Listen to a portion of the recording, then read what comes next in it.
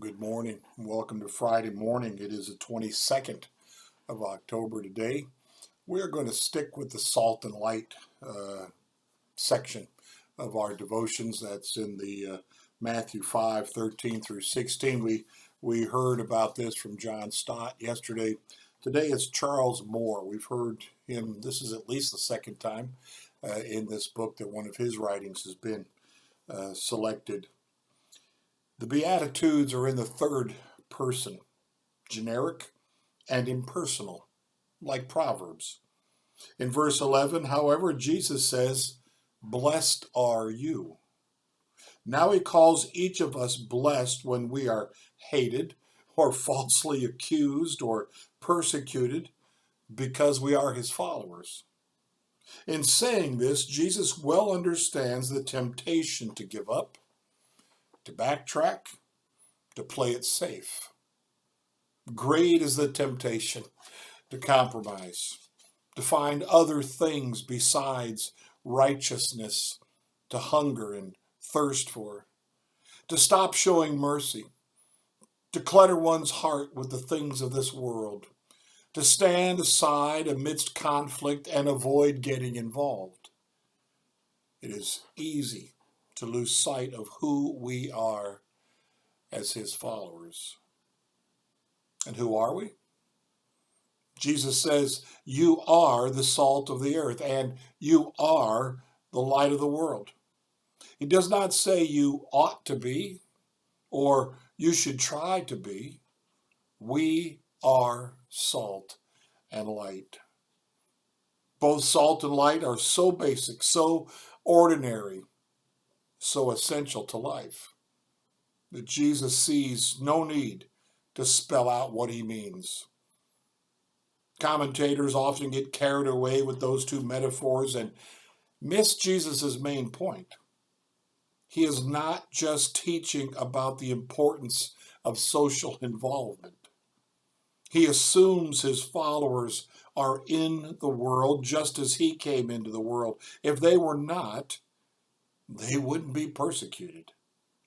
His concern is not that his followers get more involved in the world, but that they don't, because like the world,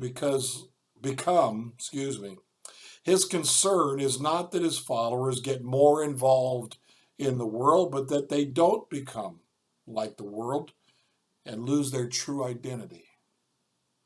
He wants his followers to remain true to who they are, to be what the world on its own cannot become.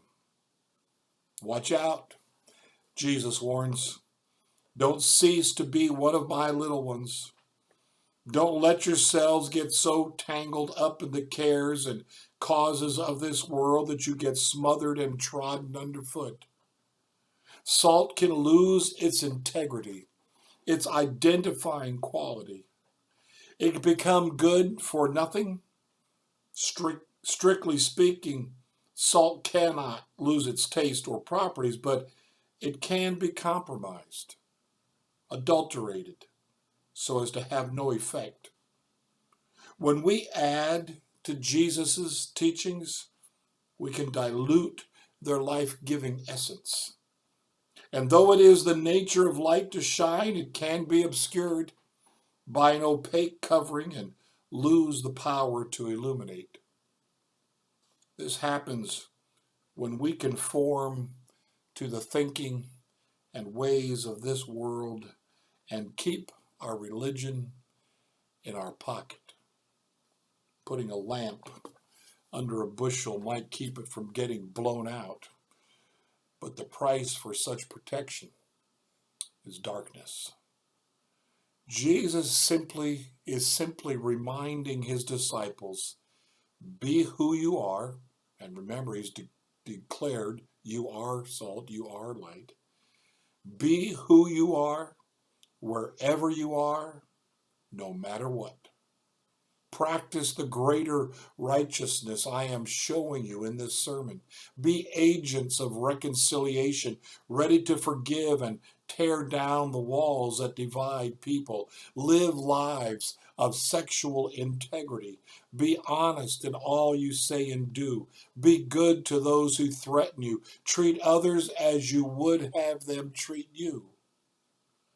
When we align ourselves with Christ and demonstrate our allegiance to Him and Him alone, when we honestly and consistently seek to live in accordance with His authority, not just in church, but in every area of life, we will invariably draw out and enhance the good already in the world.